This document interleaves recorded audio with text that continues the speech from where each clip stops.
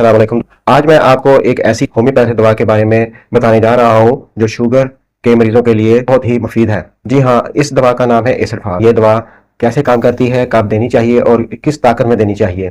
Sugar یا diabetes میں بعض اوقات مریض بہت زیادہ کمزور، تھکن، ذہنی دباؤ، نیند کی کمی اور نروس کمزوری محسوس کرتا ہے۔ کچھ مریض کہتے ہیں کہ ان میں کام کرنے کی ہمت نہیں رہتی، یادداشت کمزور ہو جاتی ہے، دل گھبراتا ہے۔ ایسے مریضوں کے لیے ایسڈفاس بہت ہی بہترین دوا ہے۔ ایسڈفاس کی علامات: نمبر 1، حد سے زیادہ کمزوری، تھکن یا ذہنی دباؤ۔ نمبر 2، جنسی کمزوری یا جسم میں کمزوری، بہت زیادہ پیاس لگنا، پیشاب کا زیادہ آنا اور سفید رنگ کا بار بار آنا خصوصاً رات کے وقت، اور وزن تیزی سے کم ہونا۔ اگر ایسی علامات ہو تو ایسڈفاس یقینی دوا بن جاتی ہے۔